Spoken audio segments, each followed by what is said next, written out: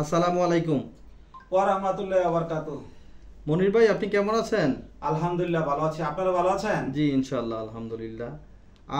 আমরা শুনতে পেরেছি আপনি বাংলা দক্ষিণ ইউনিয়ন বিএনপির সভাপতি পদে প্রার্থী হয়েছেন। আপনি তো বর্তমানে বাংলা দক্ষিণ ইউনিয়ন বিএনপির সাংগঠনিক সম্পাদক হিসেবে দায়িত্ব পালন করতেছেন, তাই না? জি। বাংলা দক্ষিণ ইউনিয়ন বিএনপির আগামী কমিটিতে তৃণমূল নেতাকর্মীদের চাওয়া কি? বাংলা দক্ষিণ বিএনপির আগামী কমিটিতে তৃণমূলের চাওয়া একটাই, কাউন্সিলের মাধ্যমে, ভোটের মাধ্যমে তারা নেতা নির্বাচিত করতে চাইছে। তার দাবি একটাই, কাউন্সিলর ছাড়া কোনো কমিটি হলে তারা মেনে নিবে না। আমার আরেকটি প্রশ্ন, কাউন্সিল ভোট হলে আপনি যে পদে প্রার্থী হয়েছেন অর্থাৎ সভাপতি পদে আপনি কি বিজয় অর্জন করতে পারবেন বলে আপনি আশা করেন? ইনশাআল্লাহ। বিগত দিনে গত 17 বছর আমরা তৃণমূল, ছাত্রদল, যুবদল, শ্রমিক দল, কৃষক দল সবাইকে নিয়ে আমরা রাজপথে ছিলাম। একসাথে এই সরকারের বিরুদ্ধে, হাসিনা সরকারের বিরুদ্ধে আমরা আন্দোলন করেছি। এই সরকার যাতে করে আর ক্ষমতা থাকতে না পারে সেজন্য যা যা করা দরকার আমরা তাই করেছি। আমার আশা তৃণমূল আমাকে ভোটের মাধ্যমে নির্বাচিত করবে। তৃণমূলের আশা একটাই, ভোট। আমি মনে করি যদি ভোট হয় আমি তৃণমূলের ভোটে বিজয় আমার সুনিশ্চিত, ইনশাআল্লাহ। প্রিয় ভাই, আমি আরেকটি কথা জানতে চাচ্ছি, আপনি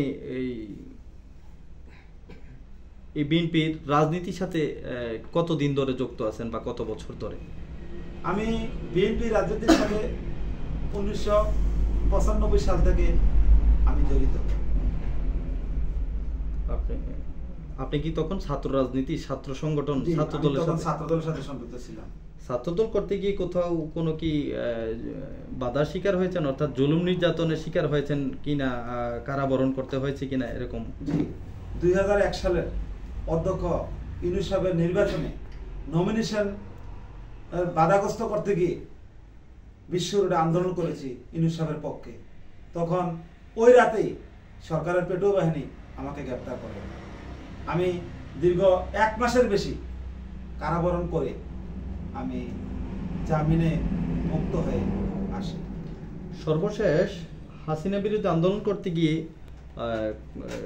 আপনি কি কোনো জুলুম নির্যাতনের শিকার হতে হয়েছে কিংবা কারাবরণ করতে হয়েছে? জি।